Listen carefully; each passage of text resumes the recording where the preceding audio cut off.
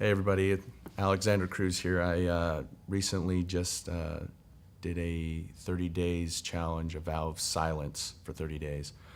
I know a lot of you had a lot of questions why I was doing it, random questions, and I had you guys write some questions in a book. Also, Director Dieter and Bill here are going to ask some questions about my experience, my adventure in going through this. So I'm going to take this time to explain everything to you to the best that I can. So, what made me do this? So I don't watch the news a lot. I don't watch TV, and so anything that I get as far as information is through social media, Instagram, Facebook. So I was scrolling through one day on Facebook, and it was just right after the elections, and there was all this chaos between the elections and the Black Lives Matter, and I ran into this video of this guy. He was riding his bike down, I believe it was in New York, down the main strip of New York, and there's this big protest group. And he was minding his own business, bigger black guy riding his bike, doing his daily exercise. And somebody was interviewing somebody, and the guy that was interviewed turned around and stopped this guy, and he was like, "Hey, what is your opinion on what's going on, the elections, your rights, as an African American, everything that's going on." He was the most happiest guy. He had a big smile on his face, was giving his opinion on what was going on, and it wasn't rash, it wasn't, pointing out or breaking anybody down. It was just his opinion, and everybody started kind of circling around, listening, and then they didn't like it, and they started throwing stuff at him and judging him, and literally it was like watching them, the people around this guy, just take knives and cut him down emotionally and mentally, because he believed in something of his own opinion, the way he grew up. And I watched this and I was like, man, what has our country gone to? I'm not a big believer on the right thing, but I believe that if you can do the right thing within yourself, it spreads out, and it kind of starts a wildfire as far as just love and being there in the moment and respecting people. So why I did this was, after I watched that video, it was just terrible to see how much hatred and disrespect and it was bad. So I decided to take this challenge to kind of share with the people that I love, the people that I work around, my friends, that I took it on myself to kind of portray that you don't have to have words to know your worth, that there's more to you than somebody lashing out at you or throwing their opinions out at you, that you can say whatever you want, but you should know we've lost our worth as people. We get on social media and we care more about how many likes we have on a picture that we've posted so many times. We care about what people say or do on social media, and it may not even pertain to us, and we're not in the moment. So it wasn't like a protest. I know the first day that I had gone into work, I put a piece of tape over my mouth, and it was in silence. And at the time, I didn't know that there was a protest going on in other big cities. This was just for me. And a lot of people were like, "Oh, what are you doing? You're protesting the president." And I just kind of looked at him, and it was really for myself, because I knew that I was losing myself in all this chaos as well. That I was worrying more about, what people thought of me on the social networks. And if it was affecting me that much, that I knew that with my family and my friends and the people that I worked around, it was affecting them just as much.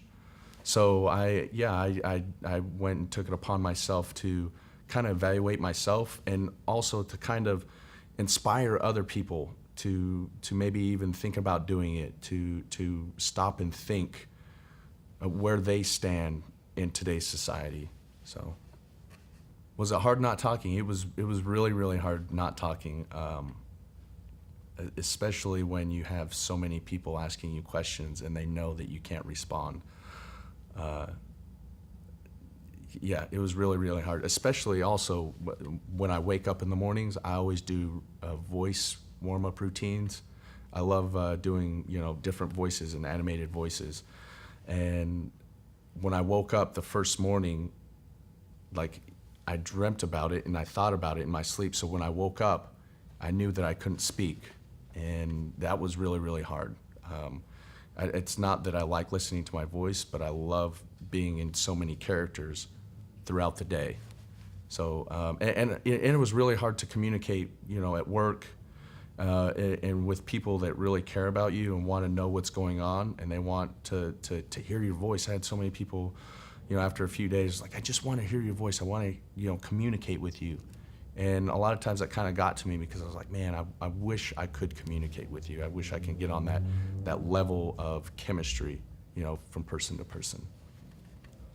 Working at the bar was really, really hard. The first day was really, really hard. I got a lot of, I got made fun of. A lot of people were confused. A few people understood. They're just like, hey man, you just do you. And then as I went on, the people that I worked with, the other employees, my managers, actually realized what I was doing, and that there was actually a purpose behind it. So they kind of got behind me, and they would explain it to the bar patrons that would come in and drink, and they would ask questions, and the people that I worked with would answer the questions for me, and they would explain it, and it kind of felt good that there was that many people behind me supporting me in what I did, and they didn't even really know what it was for, So I tried not to communicate as much. Via my phone or writing anything down. But when it came to work, I used my phone in writing stuff down, or pointing a lot and trying to show people what I needed. But also, I learned that the coming into work or being introduced to somebody and not saying words, just using connection with your hands, not going through that daily routine of, hey, how are you doing, good morning, how's your day, but really looking at somebody in the eyes and communicating through your emotions, not only in your face but through your eyes and through your hug and through your handshake. I shook a lot of people's hands because I wanted to let them know that I was showing gratitude. Thank you for listening to me, to understanding that I couldn't communicate back to you. So, yeah. I did. I learned a lot about people. People are, when you stop and listen and actually look at people, we're pretty amazing people, like species. The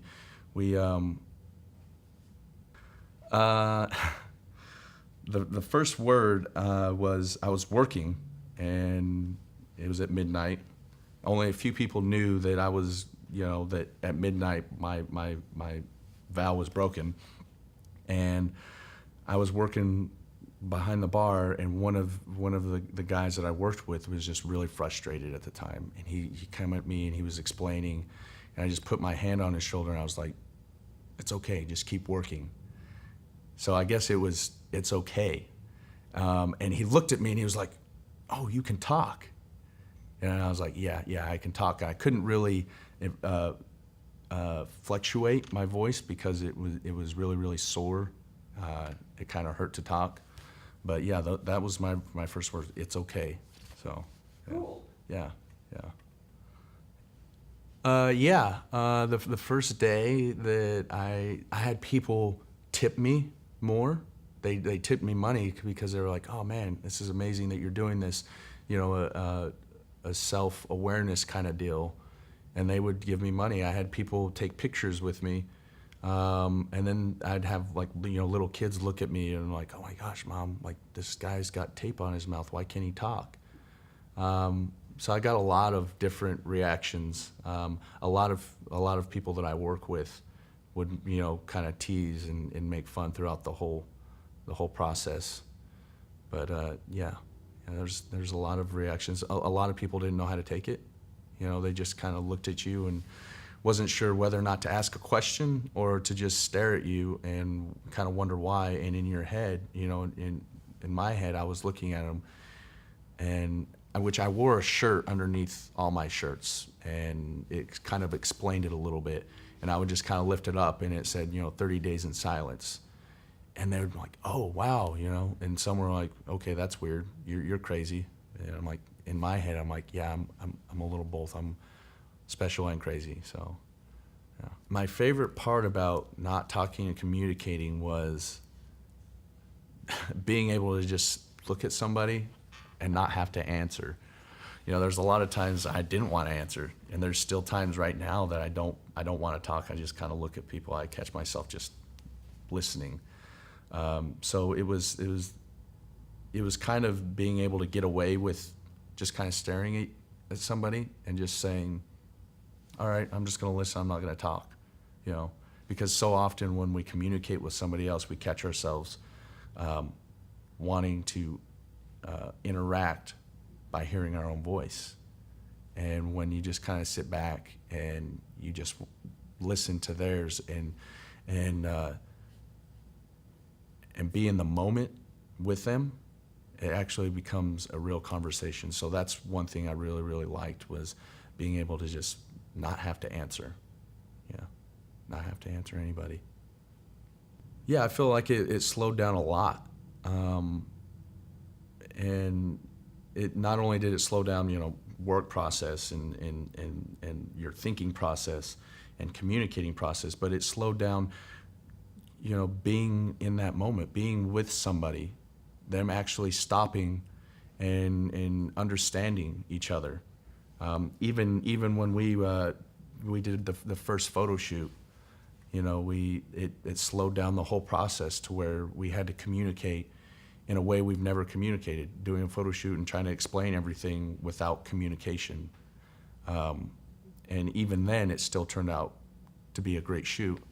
And I think that when you learn to slow things down and you pay attention, everything means so much more. Everything has a purpose, and it's not just, you know, air. My sex life, I think that question and a few other questions are related to, was I able to still get a girl, you know, communicate with a girl. I did get phone numbers. The one thing I learned was when a girl, especially in the bar, when a girl comes up to you and they see that in silence, all the more questions keep coming. And they stay there. I'm like, they're like, I'm gonna get you to talk by the end of me leaving. It's like if there's something that you can't have, the harder it is that you try to get it. And I would just stare at them and I would smile. And so to answer their question, yes, I got girls' numbers. I didn't really try to sleep with girls or anything like that, because it was more of a inspiring myself. And so, yeah. How did I order food? I didn't really order a lot of food. I think I'm gonna have to call Jack in the Box and see if they're even still open, because that's my go-to place to eat. And I didn't eat there for 30 days, so I didn't order food at all.